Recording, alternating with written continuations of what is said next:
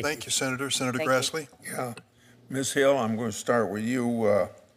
The 4 years, you were for 4 years until recently Attorney General, as we all know now.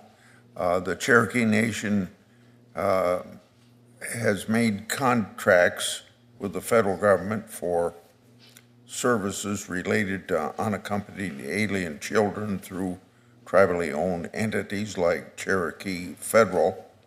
And this is an issue because 85,000 children have been lost track of by this administration.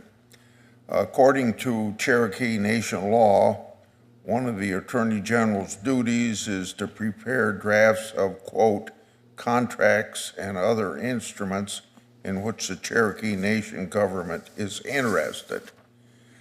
So for you, do you agree that the Cherokee Nation government would have had an interest according to that law in the multi-million-dollar contract entered into between the U.S. government and the Cherokee Federal, a tribally owned company?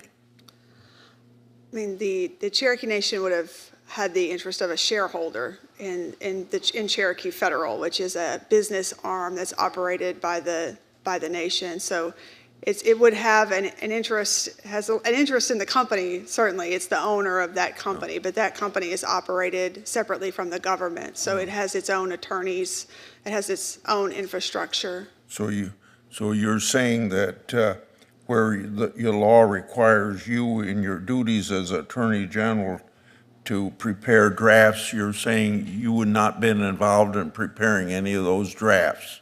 That's correct. Okay. As Attorney General, well, maybe you've answered this last question. Let me ask and then come to the conclusion if you've answered it or not.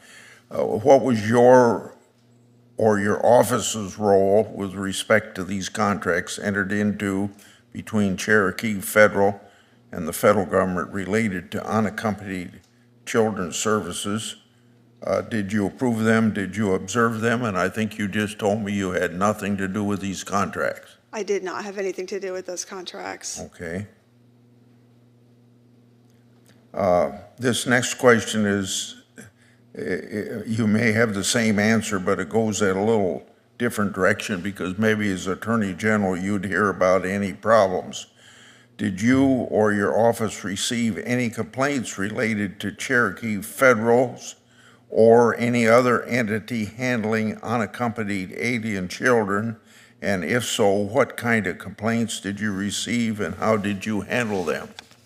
I do not recall receiving any complaints about Cherokee Federal. The facility that, as I understand it, the facility that Cherokee Federal operated was in California.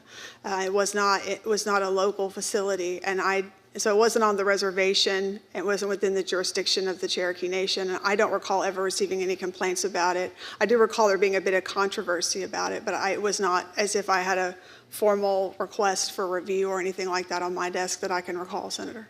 Okay. If there's anything you can supply to us about these complaints you heard, just hear them, not being involved with them. I'd like that information. You don't need to give it to me now, but you could give it to me in writing.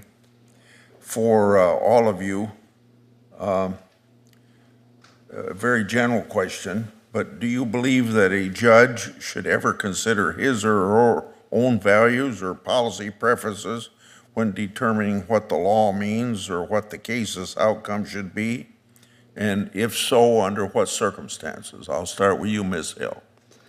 I don't believe that the personal values or personal policy preferences of the judge should affect the outcome. The laws are written by Congress. The judges should look at what the law is. They should look at what the precedent is in the circuit that we serve in. But I don't think that overlaying your opinion about those things is appropriate. If it's ditto for you, you can just say that, Mr. Russell. The same. Personal values are not important. It's the rule of law. And you, Ms. McGoyne. I agree with my co-panelists. Okay.